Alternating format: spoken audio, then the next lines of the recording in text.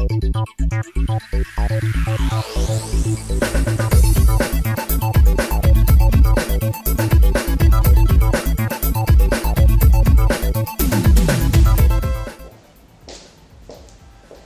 and welcome to Arcade Spotlight. We're glad you could join us from the vast regions of space to follow us on this epic journey through arcade history. In today's episode, we're looking at a game made by the same company that brought the likes of Space Invaders and Galaxian to the States, taking those ideas and a few others to create a space shooter that was truly one of a kind.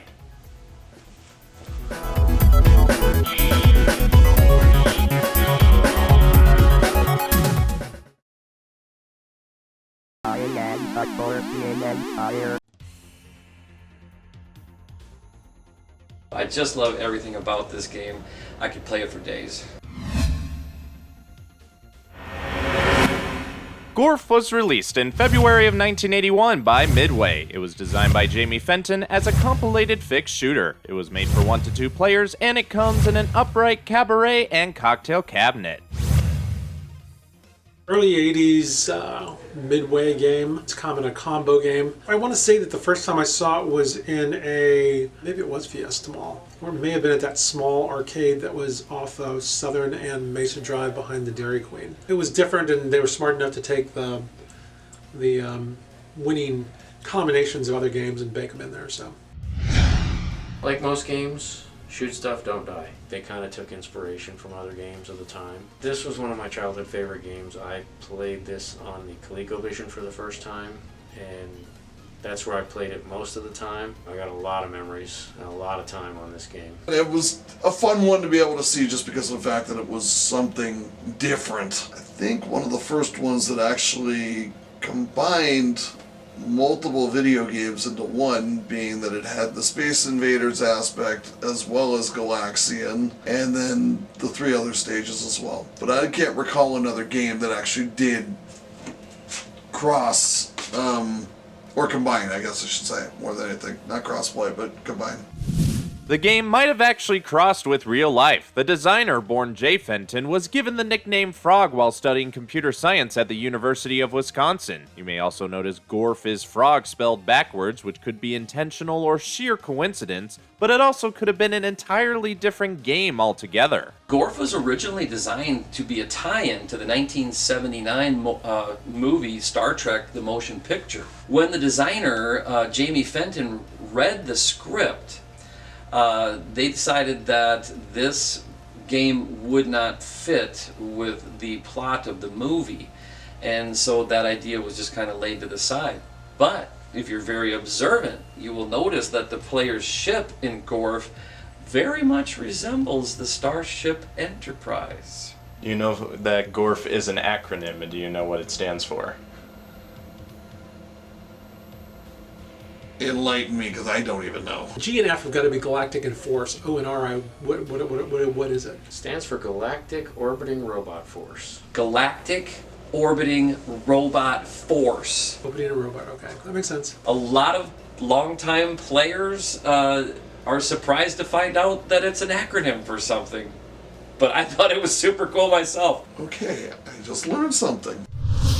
Your goal for each mission is to clear all the enemies from the board, and you've got 5 missions to do. They start with Astro Battles, which is a clone of Space Invaders. You've got the shield right above. Every time you shoot, the shield disappears. At the same point in time, if one of the missiles hits it, the shield goes away. If you're able to shoot the ship at the very top, it will give you points as well as spit out the characters immediately instead of just doing it slowly. Second level is what they call the laser attack. You get waves of different squadrons that do things to you, and probably the coolest of all is the one that actually just shoots a single laser beam at you. Third one is a clone of Galaxian, cleverly called Galaxians. We all know how to play that one. Every single home port, since Atari owned the rights to Galaxian was excluded from every single home port. The fourth one was the spinny, the blah blah blah blah blah blah blah. Space Warp,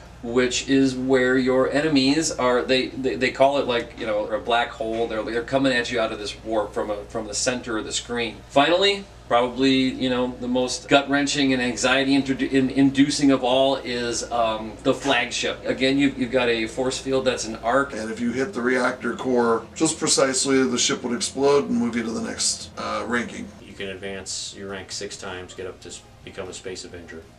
That's the goal. I didn't like the fact you went from different gameplay layout to another gameplay layout. And you try to get rankings, right? I never got that far up.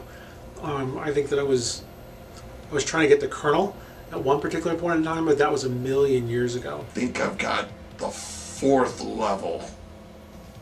I know I've done 3 for sure, but I believe I've done up to 4. I've never seen anybody actually go through the 6th level. I've heard it's been done.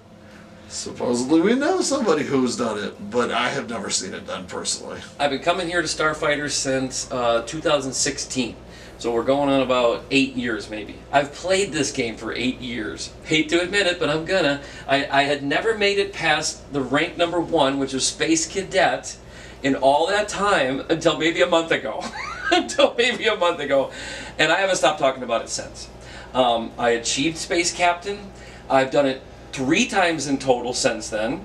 They've been 3 of the greatest moments of my life so far. I'm 52, but 3 of the greatest moments of my life.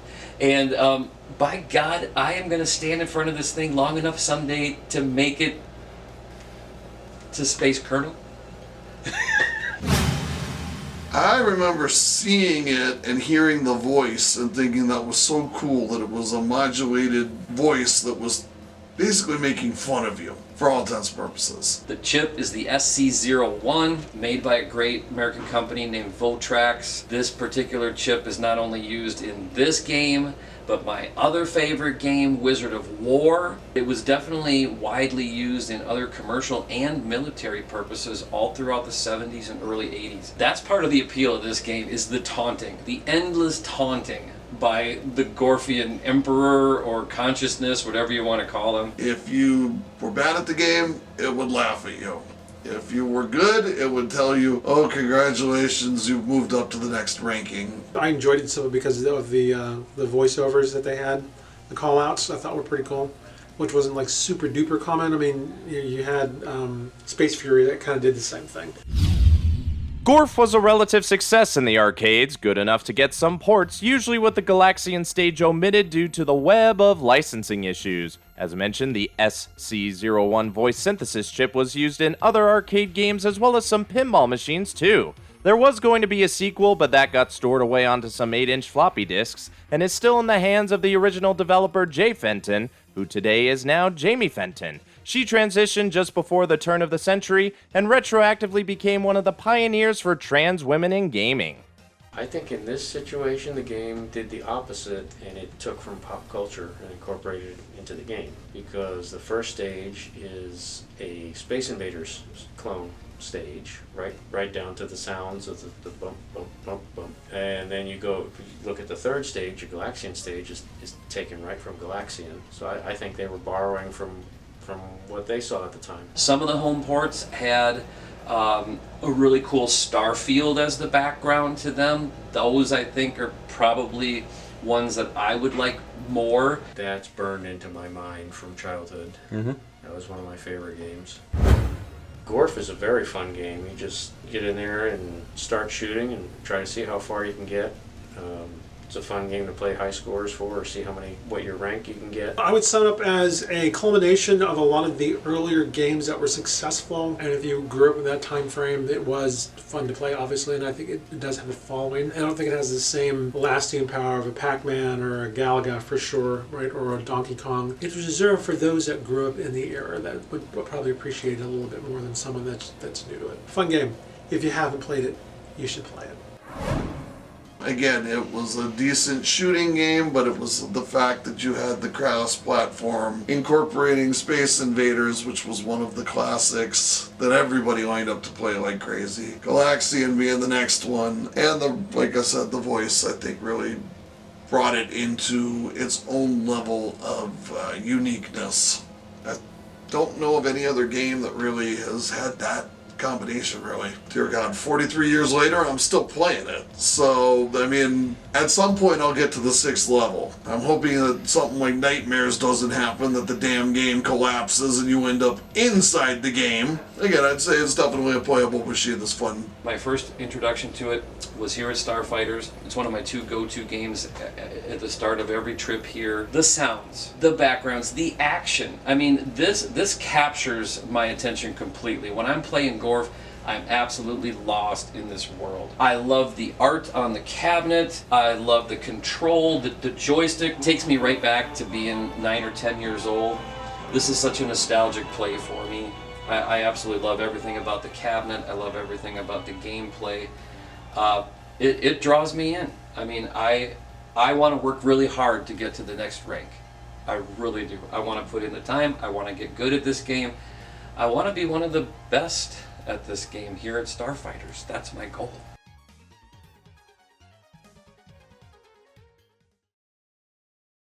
Gorf doesn't get a lot of recognition today due to the slew of other classic games released during the era, but those that grew up with it still remember it fondly with its varied gameplay and unique quirks.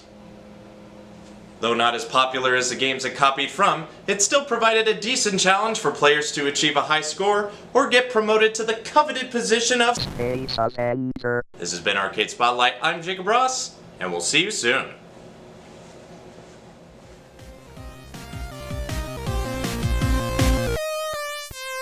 Want to play the games featured on the show? Come check us out. We're located at 4840 East Jasmine Street, number 102, Mesa, Arizona, 85205 near Falcon Field and the Monastery.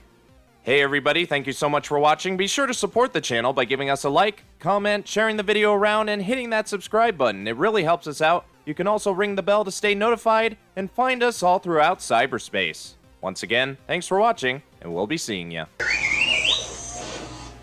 I will turn you off. There's Kenny. Right behind I you. keep forgetting you're rolling. For each mission is to clear... Yeah, no problem. Shut up, R2. Yeah, right?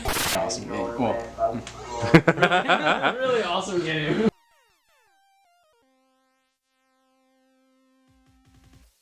Also pointing out, even though he is wearing the same shirt, it's a different recording day, and he's got a haircut. This is true. And These Kenny, are all true. Even though he didn't take a shower today. No, I took 2 actually. and Kenny, you're not in the shot, but I will let you know if you are. That's a voice from afar. If you get by Indiana Jones, you will be. Ask the question and I'll shut up.